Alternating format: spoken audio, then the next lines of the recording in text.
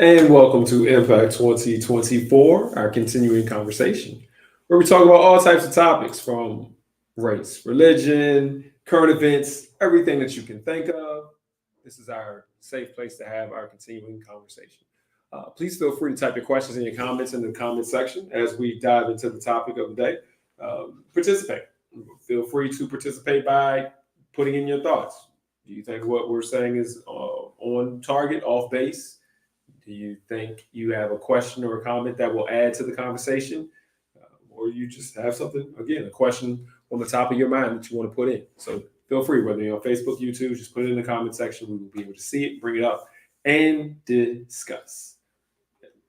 Before we get started, I always want to remind that there are other offerings here. This is an offering of Amani Christian Ministries. On Thursday, this is Tuesday. On Thursday, we have Thursday Thirst, a weekly Bible study. That happens at 7 o'clock Eastern Standard Time right here on Facebook and YouTube. On Sundays at 10, with a worship service. That happens Facebook and YouTube. Also in person, if you see the address on the screen and you happen to be in the Highland Springs, Virginia area. And then on every Tuesday at 7 o'clock, we have prayer from 7 to 7:45. Feel free to pray with us as a ministry. Pray at the same time, not the whole 7:45 period, unless that's what you want to do. But you'll be praying at the same time that we're praying. And if you have any prayer concerns, feel free to put those in at the telephone number listed below. Now that we've gone through all that information, hopefully that's valuable and you'll retain some of that and join us on the other offerings. We'll hop right into the topic.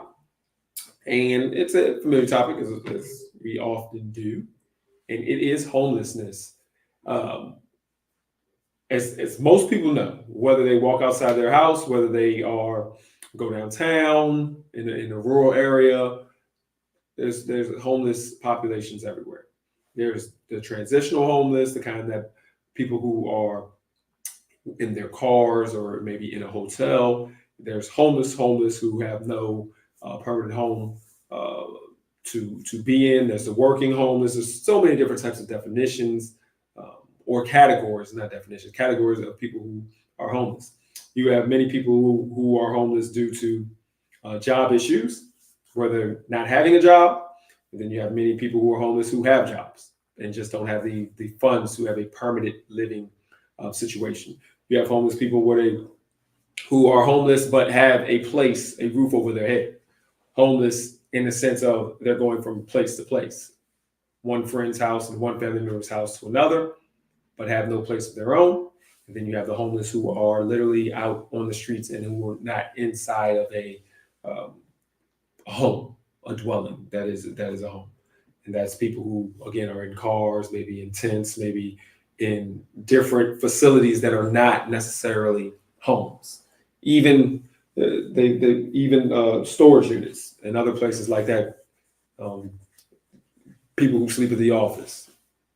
And these are all things that you know. But what you may not know is that recently, homelessness, for the recent years, homelessness had been declining. It was on a decline, a year-over-year decline. And all of a sudden, well, not all of a sudden, it went from declining in the 2010s, from 2010 to 2020-ish time frame, it was on decline. And then it switched. And then it started going up. And so where we are now with one of the largest homeless populations that we've ever had. And so for so long, it was declining. And so the question is, well, what were we doing wrong, or what were we doing different then and versus what we're doing now? Why was it that homelessness was declining for so long and now all of a sudden it's exploded? And you have people complain about it. You have people especially talk about it in different places, and depending on what part of the country it is. In California, there's a huge homeless population. It's because of their favorable weather. Allows people to be able to be homeless without being in fear of some of the harsh conditions that happen other places on the East Coast and the Midwest. You look down south into places like Florida, into places like New Orleans, where there's also favorable weather in certain situations. But right now, more people than ever are homeless. From 2019 all the way to 2023, the number of people who are homeless or in emergency shelters has been up year over year, 23% basically than what it was previously. So homeless shelters are maxed out. People actually on the streets are maxed out. Homelessness has really gone to a record high. One of the things that they said at any point in time, and this number, it's a big number to me. They said at any point in time, at any night, there's over 600,000 people that are just sitting here out on the street. And these are not people in shelters. These are not people in hotels. These are not people that are going home to home. These are 600,000 people just out on the street at any night. And basically, they did that by adding up what it was in 2023, because we're in 2024. So, but in 2023, that was the average of every night. It was 600,000 people just sitting out there. And so it's a big issue. It's a big, big issue now, bigger than it's ever been. And so what's changed? We still have many of the organizations that we've had. We still have many of the charitable organizations out there trying to attack homelessness. We still have many of the churches and other organizations trying to attack homelessness. We still have many of the same mechanisms that we've always had trying to attack homelessness. Well, then why is it not working? What is the mechanism that's going on that's contributing to it? Now, depending on who you are, some people will think, hey, maybe it's because we have immigration and we have a lot of people who are coming from other countries. That's not who the large majority of the homeless population is. And so if you think it's that, that's not it. That's not it. Usually they're more so people who are immigrating are usually more transitional homeless. What's happening with the people who are usually homeless here, based on some of the statistics, is the number one population is mental health. Mental health people, a lot of veterans, a lot of elderly, a lot of people with just conditions, mental health conditions. That's the largest group of the homeless population. And then the next is what they're looking at is the working homeless, those who work and have jobs, but just don't have the funds to be able to afford a place to live. And that's probably one of the bigger problems. You can't, from my standpoint, I don't think we can do a lot when it comes to people who are non-healthcare professionals doing a lot when it comes to the homeless who are homeless because of conditions, mental health conditions. Those people sometimes are homeless for numerous reasons, whether it be voluntarily, whether it be because of violence and other things such as that. But then there's the next population, that largest population, which is the working homeless. That's the one where we really need to be looking into, where we really need to try to figure out, well, what's the problem here? And as individuals and as organizations, so individuals and organizations, what we have to look at is what can we do in organizations, what can we do better? How can we support those who are out here without a place to stay? Everybody knows and everybody's seen the prices of housing, the prices of rent, the prices to own. It's gone crazy. I know just many of the houses, they say, have gone up over 50% in prices in the last few years. I've seen it personally where the prices of houses have gone up way more than that, almost 100%. So something that cost $200,000 in 2020 is now $400,000. And so I've seen the prices double, but the stats say more like 50% in the last couple of years. But it's you can't afford it. And then the ability to get a loan and the prices of the loan have gone up as well. All right. So what's the discussion point? Why are we talking about this? Why are we rolling back on this? Because we talked about this many times before. I think that we have to hit back at one of the number one things. We had a housing professional come on here a couple of last year, I want to say. The housing professional came on here. We talked about different things. And the number one thing that hit me was, I think that we need to get back to group living, where we're able to coexist with others. where we get out of this individual mindset, get out of the individual mindset where we feel like we how often have to just be by ourselves. Now, everybody wants their space. Everybody needs their me time. Everybody needs to be separated sometimes. You want to have your own living. You don't want people all up under you. I get it. I 100% get it. But the notion of I need to have my own entire house or my own entire apartment or my own, entire just place versus having my own room or maybe my own section of a room. I think that mindset probably needs to change. And when I say it like that, it also young people sometimes can coexist together, and they coexist because they're young. But there's an expectation that we put on people that says, "Oh, well, that's because you're young." But when you become an adult, that's because you're just starting out. But when you start to have money, that's when you're just starting out. But when as you grow, you got to get your own thing, and you have to be by yourself. And if it's your family, it just has to be your family. Can't be any extended or anything like that. You're not doing well if it's not you, and if it's not yours. And I think that mindset has been detrimental to a lot of us in this particular climate, in this situation. We have our program here, Step Beyond.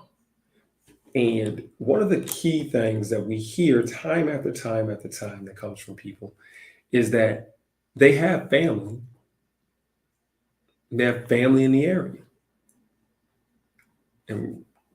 But the people who are homeless that we take in the program oftentimes, or people who even just want to come in the program, we ask them, well, why? What's going on with your family? Why have you not connected with your family? Why?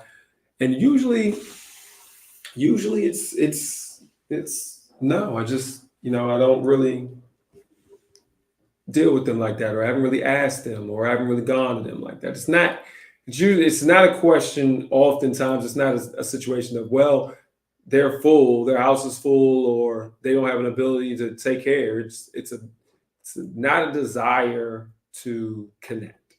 And it's surprising because you hear people and you'll be like, well, where's your mother? Where's your father? Where's your brother or sister? And they're like, yeah, they're here. Have you reached out to them for housing, for help, for assistance? Not really. Maybe a little bit, but that'll be the extent. Man, I understand people can't always live together sometimes, especially when it's family.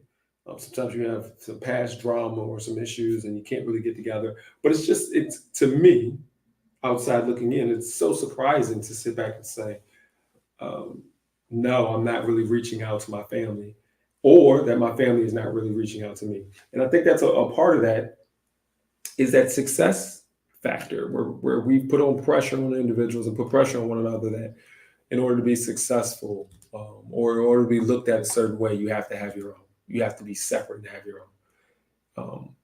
Where in reality, I think we can come together. Where in reality, when you have somebody who's elderly, who's by themselves and doesn't have anybody to talk to, or just doesn't really have a lot going on in the household, can have somebody else there with them, so that those people can be together, they can cohabitate, they can look out for one another, they can help one another. Mentally, you need people to talk to. You can't just look at the TV all day or read all day. You need to be able to engage with others. There's so many valuable situations when it comes to being able to cohabitate. And I bring this up because I think that, as the numbers have gotten worse, as the issue has gotten worse, because right now financially it's not getting better here in the United States when it comes to housing. I'm not one of those people saying the economy is terrible and blah blah blah blah. No, that I don't believe that to be true. Based on what I've seen, the economy's okay, it's fine. But the housing crisis is ridiculous. So a guy came on, Toll Brothers.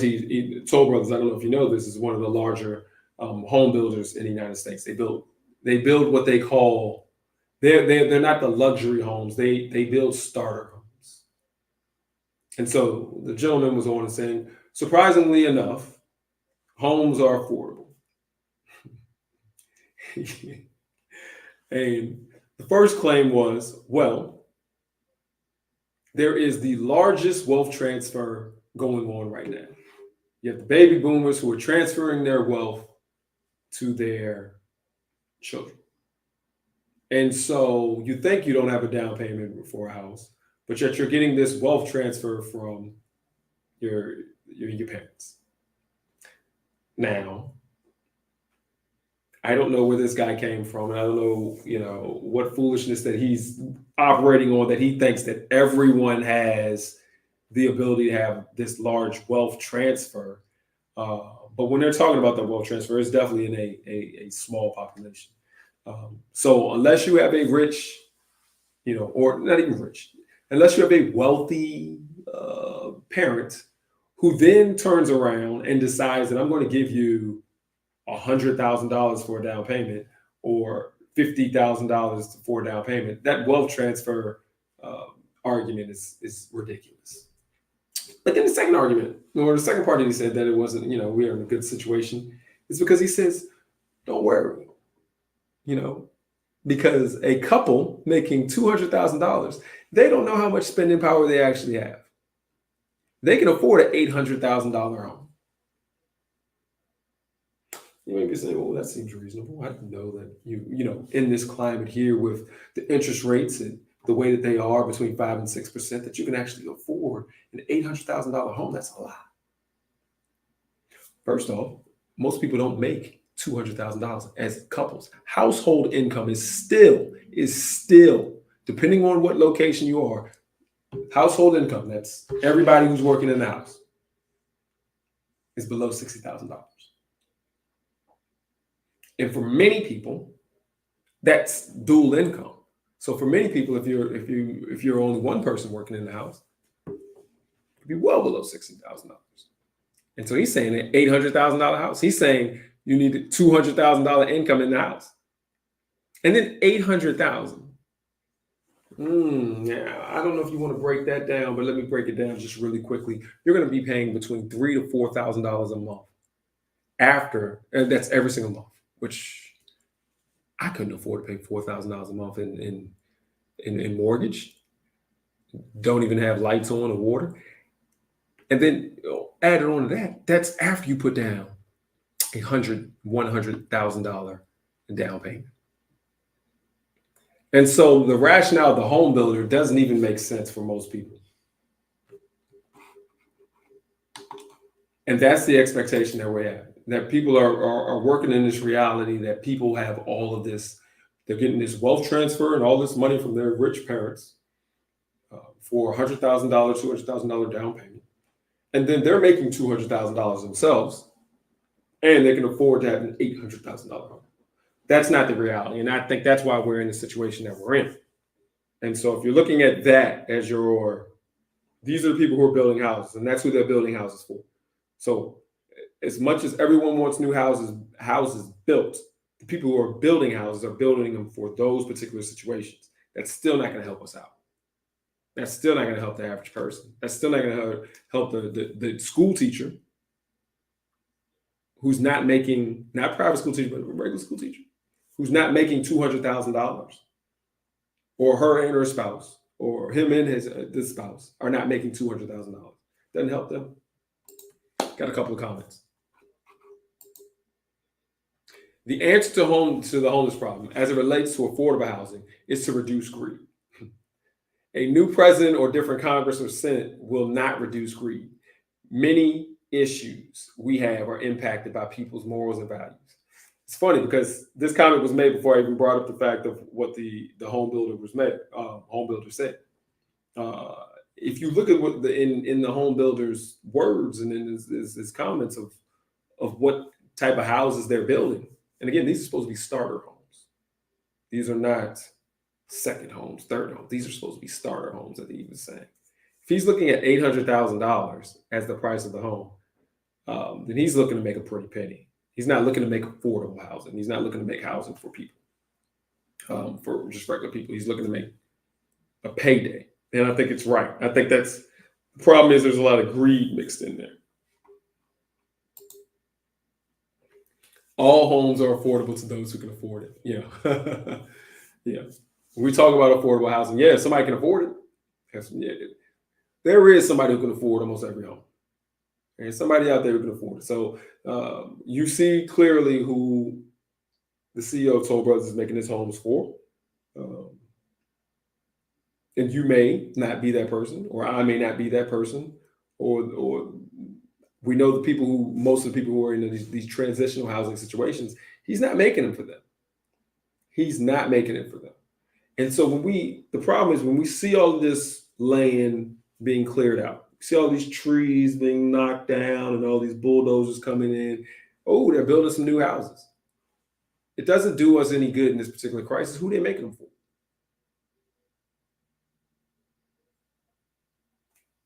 I've seen some very nice apartments right down the street from my house. Those apartments cost more than my house. A lot more. Many of those apartments are double my mortgage. Their rent is double my mortgage. So who are you making these apartments for? And that in comes the problem. Who is out here making houses for the people, for the working people who are transitioning, for the working people who don't have a big time, big money job, just have a regular job, a normal job. For those of us who just go into work, make some money, and live our life. For those of us who work in the fast food industry, for those who work in the service industries and don't make a bunch of money, who's making houses for them? And so when I talk about what an individual can do, and I can talk about what some of these organizations can do, unfortunately, it looks like to me, what we have to do is we have to find somebody, or we have to be the somebody who makes houses for everybody else.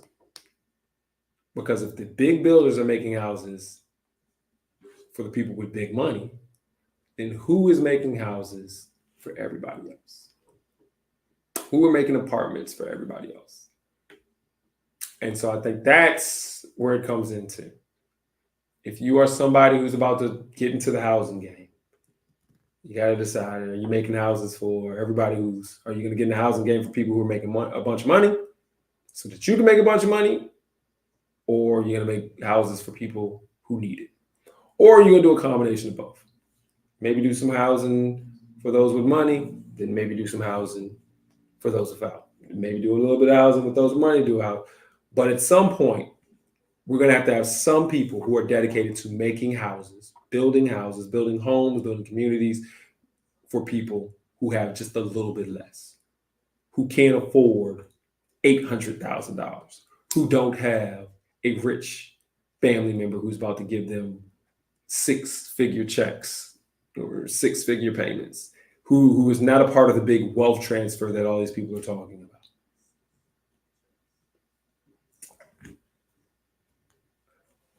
The new term, one of the newer terms is I'm speaking my truth, or I'm speaking my reality, or you can't tell me about my reality. Well, I think that there's a reality, there's different realities. And when people are speaking their truth, and some people's truth is an 800,000 big wealth transfer truth. And then some people's reality is, hey, we're working class and we don't have that kind of money. There is nobody swooping in to give us a big giant payment. And so I think that that's where we have to lean to. We have to lean to, one, getting rid of the stigma of thinking that everybody needs to be by themselves, because I think that that's crazy. We don't need to be like that. Everybody doesn't need to be by themselves. Some people do. Some families do. And I understand it. I don't have an extended family that's living in my household.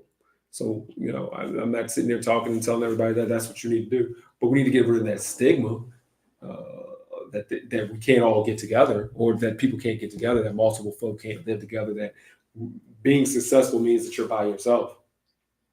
That's not a thing. But then we also need to be able to try to figure a way to build houses for people, regular people, that don't cost huge amounts of money. Can some ministries, instead of building big facilities, build and develop truly affordable communities? And that's, that's a thing. Do we need to build the biggest church? Or can we build just a little bit smaller church and maybe build some affordable housing?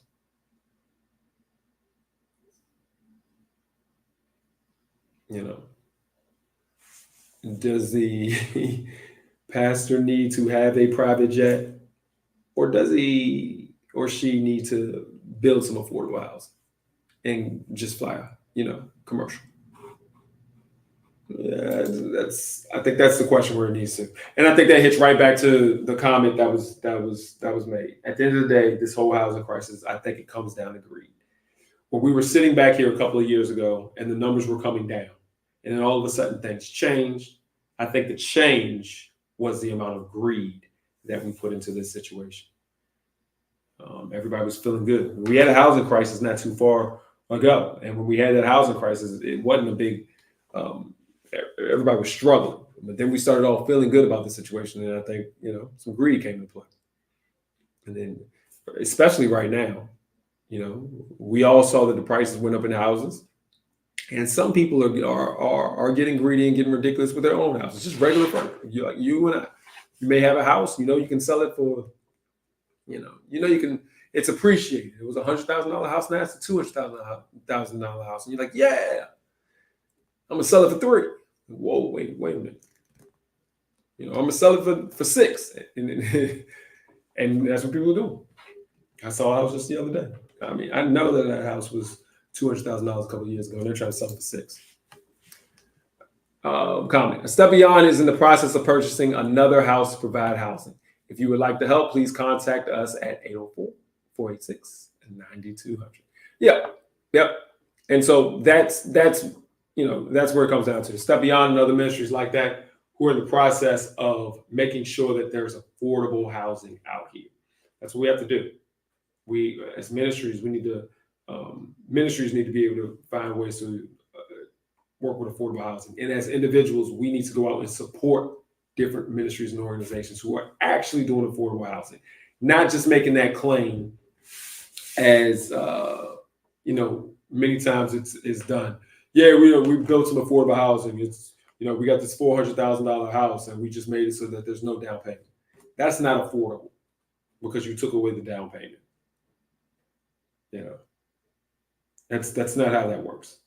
And that's what a lot of people think. Oh yeah, we took away the down payment, so it's affordable. Or we gave you access to getting a loan, so now it's affordable.